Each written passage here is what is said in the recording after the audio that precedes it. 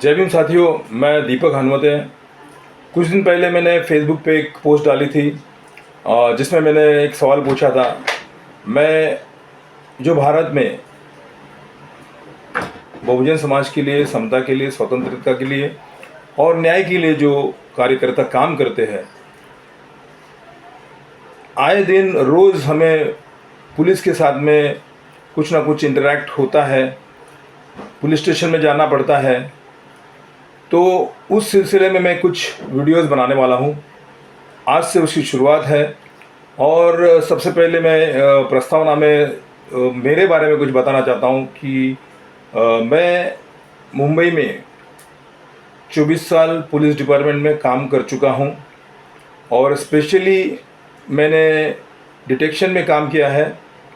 और सबसे महत्वपूर्ण बात यह है कि मैंने एक डिटेक्टिव का एक कोर्स किया है, जो नासिक में 1.5 महीने का कोर्स होता है। वो कोर्स किया हुआ है, जिस कोर्स का मकसद ये है कि जो आरोपी होता है वो कैसे छूटता है, कैसे वो कन्विक्शन उसे नहीं लगती है, तो उसके लिए वो कोर्स था। इसीलिए मैं चाहता हूँ कि कई बार ये होता है, लोगों को नॉलेज नहीं होने की वजह से या तो दूसरे लोग ठगते हैं या पुलिस वाले मिसगाइड करते हैं। ऐसा कुछ भी हो सकता है, लेकिन हमारा अधिकार क्या है, हमें किस तरह पुलिस से बात करनी है, वक्त आने पे क्या सवाल पूछने हैं, ये हर चीज़ हमें पता होनी ज़रूरी है। क्योंकि पुलिस स्टेशन और कार्यकर्ता और अपना जो समाज है वो हमने देखा है कई बार अपने समाज के ऊपर अन्याय होते हैं। पुलिस स्टेशन के ऊपर भी एक बड़ा प्रेशर होता है, जो राजनीतिज्ञ होगा या मनुवादी लोगों की शक्ति होगी, पावर होगी, जो भी होगा।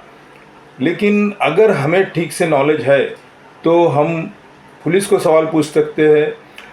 ये जो वीडियोस बनेंगे उस वीडियो के अंदर हर चीज़ रहेगी।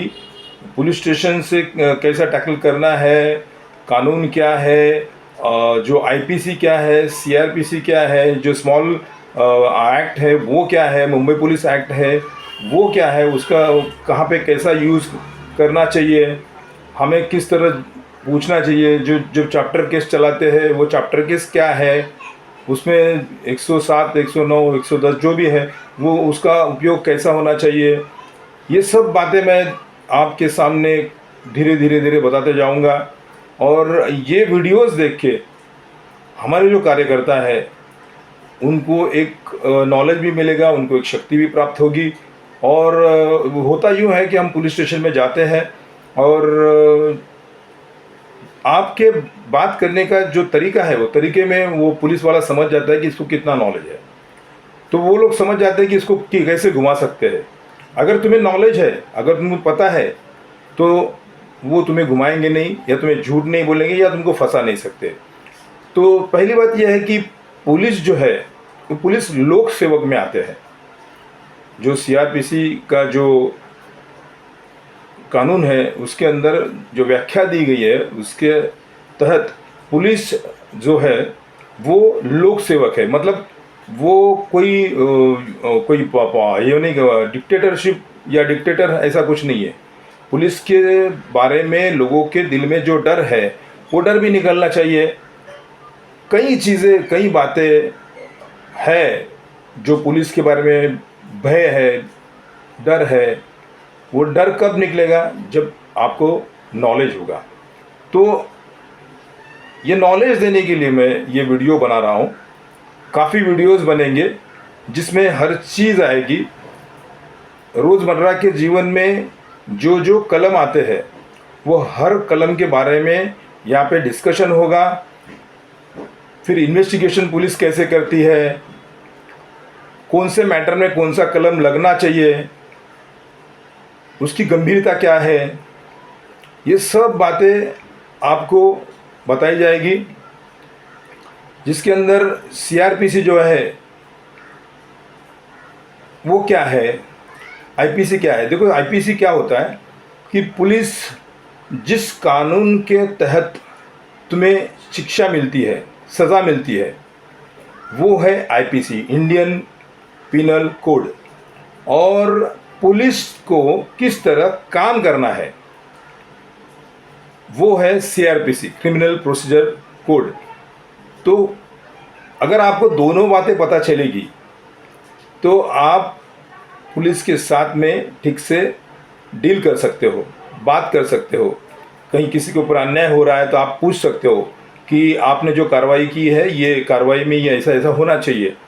और जब हमें नॉलेज रहेगा तो वो पुलिस वाले खुद समझ जाएंगे कि इनको पता है। तो अगर कभी अपने कार्यकर्ताओं के ऊपर या कभी भी कोई केसेस हो जाती है तो जब अरेस्ट होती है तो अरेस्ट करने के बाद में जो गुनहगार है उसके अधिकार क्या है, किस तरह उसे अरेस्ट किया जाएगा, अरेस्ट करने की सिस्टम क्या है, और ये सब जो जितने भी कानून हैं, ये कानून और संविधान में क्या प्रावधान है, ये दोनों को मिला के ये वीडियोस बनेंगे। जो अटक हुआ, अरेस्ट हुआ, जो भी है, उसको 24 घंटे के अंदर कोर्ट के सामने खड़ा करना अनिवार्य है। वो किस तरह अनिवार्य है, क्यों अनिवार्य है, हर चीज़, हर बात यहाँ पे डिस्कस होगी। 24 घंटे के अंदर कोर्ट में पेशी करने से पहले वो जो आरोपी है उसकी मेडिकल जांच करना बहुत ज़रूरी होता है।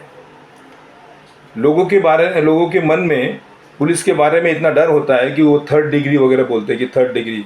अगर कानूनन देखा जाए तो 3rd डिग्री वगैरह की कोई अनुमति नहीं है भारत के संविधान में। और अपने आजकल तो देखा रहेगा हर वक्त जब हम जज के सामने पेश होते हैं या पेश किया जाता है तो उस वक्त जज खुद पूछते हैं पुलिस ने आपको मारा तो नहीं। अगर वो आरोपी बोलता है कि मुझे टॉर्चर किया गया, मुझे मारा गया, तो जज उसके ऊपर इंक्वायरी बिठा सकते हैं। दरअसल पुलिस को मारने की ज़रूरत नहीं है। मैं तो कहता हूँ कि पुलिस की जो टैलेंट है वो इससे ही पता चलती है कि वो अगर बिना मारे इन्वेस्टिगेशन किए, अपने काफ़ी जो आईडी करके जो चैनल है उसमें देखे रहेंगे फॉरेन के अंदर किस तरह से इन्वेस्टिगेशन करते हैं, बिना मारे इन्वेस्टिगेशन करते हैं और वो वहाँ पे सक्सेस होते हैं। अपने यहाँ पे पहले से एक मतलब चला आ रहा है, लोग अनपढ़ थे उस वक्त, पुलिस मारती थी, लोग मार भी खाते थे। और देखिए पुलिस के बारे में नागरिक के दिल में भय नहीं होना चाहिए, नागरिक के दिल में पुलिस के बारे में आदर होना चाहिए। भय रहना ये लोकशाही में, लोकतंत्र में वो वाजिब नहीं है, आदर होना चाहिए। जापान के अंदर तो पुलिस वाले खुद जेब में चॉकलेट लेके घूमते हैं और कोई बच्चा दिखता है तो उसको चॉकलेट देते हैं। तो बचपन से ही पुलिस के बारे में रिस्पेक्ट पैदा होता है। लेकिन हमारे देश में अगर कोई बच्चा ज़्यादा मस्ती करता है या मम्मी डैडी का नहीं सुनता है, तो जब पुलिस वाले बाहर रोड पे देखेंगे तो वो मामा भगाओ, देखो ये थोड़ा मस्ती कर रहा है, इसको दम दो। तो पुलिस वाले भी उसको ज़रा दम दे, क्या है मस्ती कर रहा है क्या। तो इस तरह की जो बातें हो रही हैं ये गलत है। बचपन से ही पुलिस के बारे में उस बच्चे के दिल में डर बैठा जाता है। तो वो जो डर है वो हमें निकालना पड़ेगा, वो डर से हमें बाहर आना पड़ेगा। पुलिस स्टेशन के अंदर अगर आप जाते हो, अभी एक नया कानून भी आया, एक्चुअली कानून पुराना है, लोगों को पता नहीं है।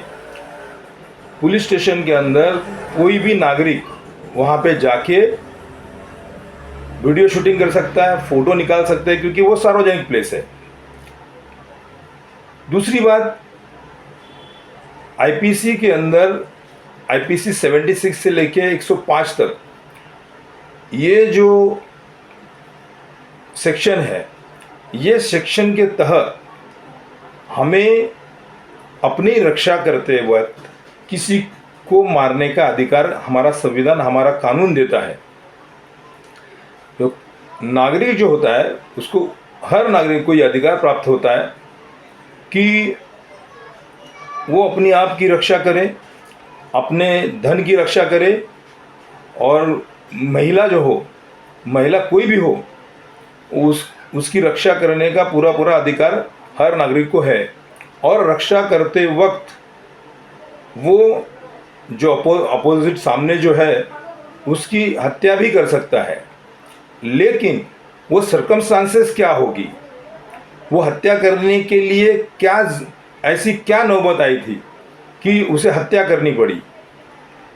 जिस वक्त वो सिचुएशन ऐसी होनी चाहिए कि सामने वाला जो आदमी आ रहा है, जो आरोपी है, वो आ रहा है मारने, वो अगर जो बचाव करता है उसे अगर ऐसा दिल में लगा कि मैं अगर प्रतिकार नहीं करूँगा तो यहाँ पे संभवतः 100% मेरी मृत्यु होने वाली है। तो ये कई चीज़ें बातें हैं, एक एक जो कानून है, एक एक सेक्शन लेके, जो रोज़मर्रा के सेक्शन है, जो जैसे कि हम जाते हैं 324, 25, 326, 307, ऐसे जो बॉडी ऑफेंस के हैं, ये कानून के बारे में मैं बताऊंगा। ये कानून क्या है, उसमें सज़ा कितनी है, और किस तरह से हमें उसमें सच झूठ देखना है। दूसरी बात है कि हम जब पुलिस स्टेशन को लेटर लिखते हैं तो किस तरह लेटर लिखने हैं, किस तरह एप्लीकेशन लिखना है, वो एप्लीकेशन लिखने का तरीका क्या है, ये सब उसके अंदर आना चाहिए। एप्लीकेशन लिखते वक्त अगर आप प्रॉपरली लिखोगे तो वो जो सामने पुलिस वाला होता है, जब वो पढ़ता है तब उसे आपके एप्लीकेशन के स्टाइल से, एप्लीकेशन के जो रूल्स एंड रेगुलेशन जो है, वो अगर आप सही तरीके से फॉलो करते हो तो उस पुलिस वाले को पता चलता है कि जो एप्लीकेशन लिखा है, एप्लीकेंट है, वो काफ़ी होशियार है। तो ऐसे कार्यकर्ता से पुलिस बात करने से पहले 10 बार सोचेगी कि किस तरह बात करनी है। फिर आजकल हमें जो आरटीआई का अधिकार मिला है, जानने का हक, उसके माध्यम से भी हम काफ़ी चीज़ें पुलिस से, प्रशासन से हम ले सकते हैं। लेकिन कई अपने कार्यकर्ता लोग हैं, उन्होंने देखा रहेगा आरटीआई तो करते हैं, लेकिन उसके बाद में पुलिस वाले या प्रशासन सिर्फ उनको घुमाते रहते हैं। इसीलिए हम इस तरह से आरटीआई बनाएंगे कि उनके पास घुमाने का कोई जवाब रहना ही नहीं चाहिए। जब हम आरटीआई लिखते हैं तो वो हमें सब सोचना पड़ेगा कि ये इसका जवाब घुमाने के लिए क्या दे सकते हैं। तो इस तरह से हम आरटीआई डालेंगे। आरटीआई के बाद में जो अपील होता है, सेकंड अपील होता है, वो किस तरह किया जाता है, उसमें क्या क्या जो पॉइंट्स है वो लिखने चाहिए। ये हर चीज़ के बारे में हम बात करेंगे, समझेंगे और उस पर अमल करेंगे। ये वीडियो बनाने का मकसद एक ही है कि हमें अपने लोगों को न्याय देना है।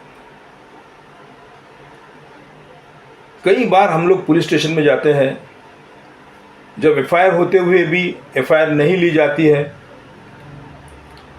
कभी कभी क्या होता है कि एफआईआर होने वाली चीज़ है, लेकिन उस वक्त एफआईआर नहीं ली जाता, उस वक्त एनसी यानी कि अदखल पात्र गुनाह नोंद किया जाता है। तो हमें जानना रहेगा कि दखल पात्र क्या है, अदखल पात्र क्या है, एफआईआर कब बनता है, एनसी कब बनती है, उनके अंडर सेक्शन क्या है, उसमें हमें क्या क्या है, प्रावधान क्या क्या है, तो किस तरह एफआईआर बनेगा,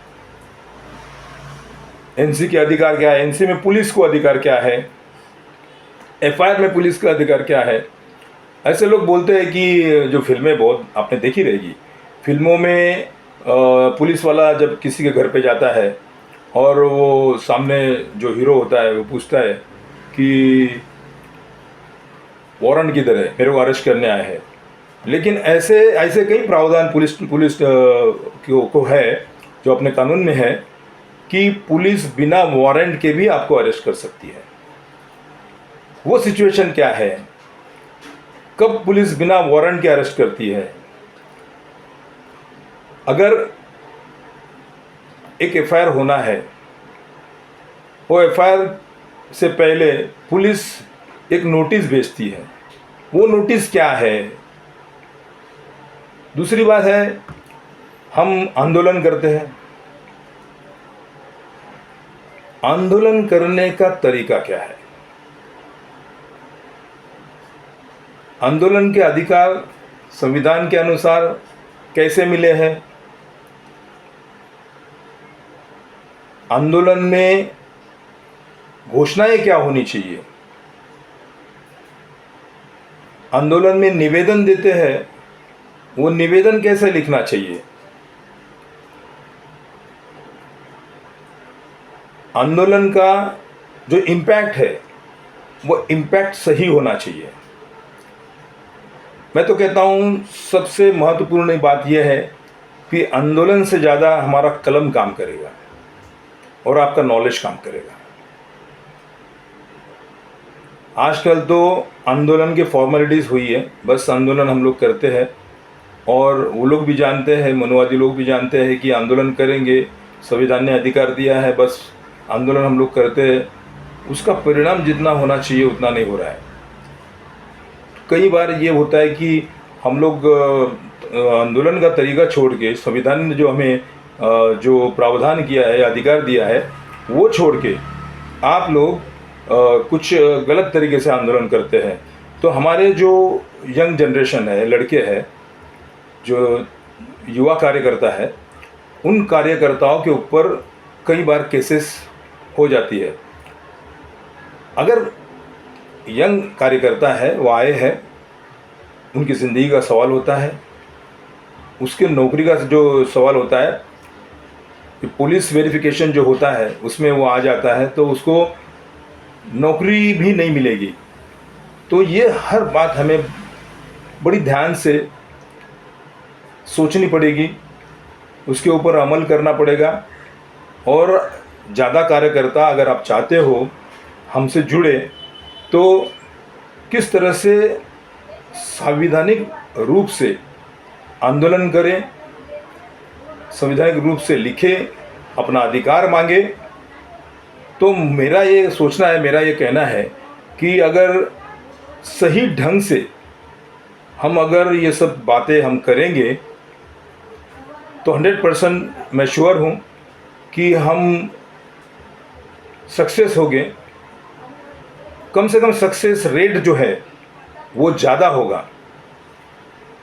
मैं इस कुछ बातों का गधा मजूरी करता हूँ। कुछ लोग काम तो करते हैं लेकिन काम करने का तरीका पता नहीं होता है, इसीलिए वो कुछ भी करते रहते। तो हमें गधा मजूरी नहीं करनी है। हम अगर फायर कर रहे हैं तो वो फायरिंग ठीक बुल में जानी चाहिए। पुलिस डिपार्टमेंट के लैंग्वेज में बोलता हूँ, जो बाहर गोली जाती है उसे वॉश आउट बोलते हैं। तो वॉश आउट करने वाली गोली हवा में निकल जाएगी, उसका कोई मतलब नहीं होगा। तो इसीलिए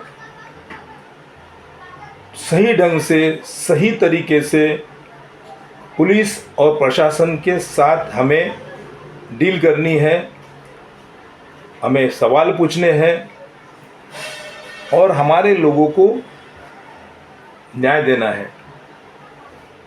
आज तक हमने देखा कि कार्यकर्ता पुलिस स्टेशन में तो जाता है, लेकिन वो जाते जाते ही उसके दिल में जो डर होता है, वो डर के मारे, जैसे कि वो खुद एक चोर है, ये खुद एक गुनहगार है, इस तरह से वो डर के पुलिस स्टेशन में जाता है।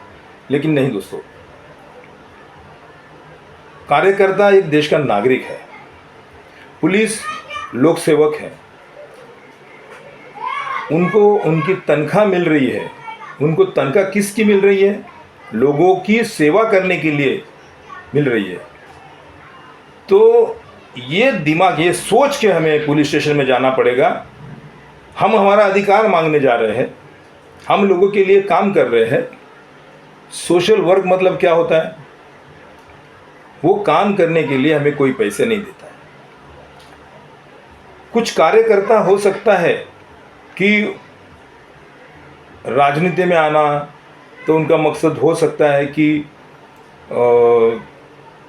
कुछ पैसा कमाना या उनका घर चलाना या कुछ भी हो सकता है।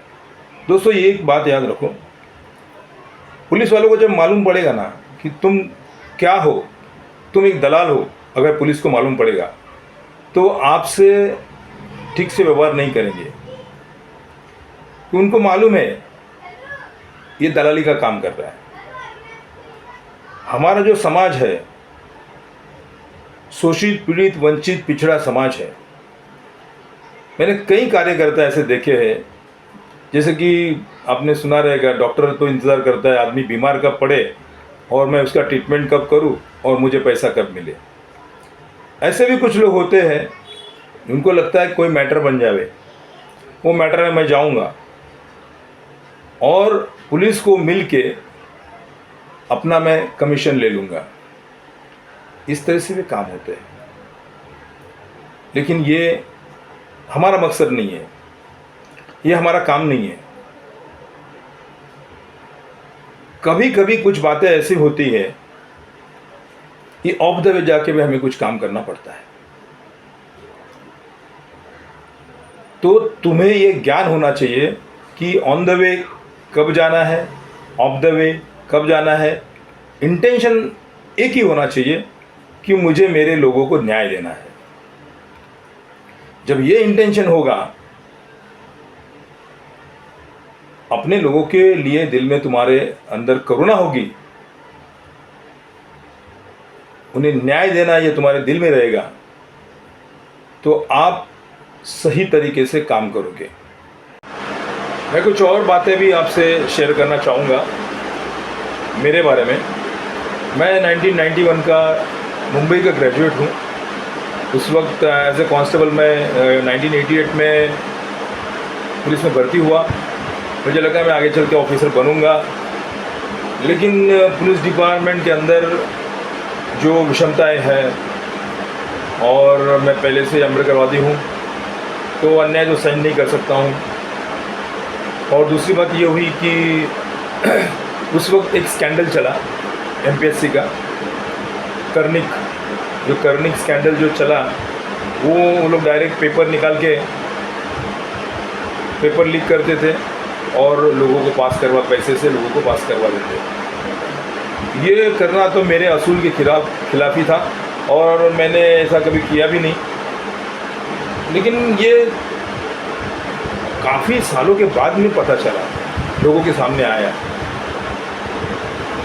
उस बीच में मैंने जो एग्ज़ाम्स दिए, उस एग्ज़ाम में एक बार मैं 1 मार्क से फेल हुआ था और एक बार मैं 13 मार्क से फेल हुआ था। तो मुझे एक समझ में नहीं आ रहा था कि मैं इतना स्टडी करके पेपर इतने अच्छे जा रहे हैं, उसके बावजूद भी मैं फेल क्यों हूँ। लेकिन जब पता चला कि कर्निक करके जो ब्राह्मणवादी विचारों के ब्राह्मण लोग, उसमें अरेस्ट हो गए, वो स्कैंडल वो चला रहे थे। ऐसे स्कैंडल, कई स्कैंडल भारत देश में चलते रहते हैं और यही लोग चलाते हैं। सबसे बड़े भ्रष्ट तो यही लोग हैं, देश के दुश्मन हैं। तो जब वो पकड़ा गया तब तक मेरा एज हो चुका था। उसके बाद में मैं एग्ज़ाम नहीं दे सकता था और इसकी वजह से मैं एग्ज़ाम नहीं दे पाया। फिर बाद में डिपार्टमेंट के अंदर कुछ बातें ऐसी हुई जो मैं अन्याय नहीं सह सकता था, और अन्याय की जैसे अन्याय हो रहा है ऐसी बातें कुछ हो रही थी।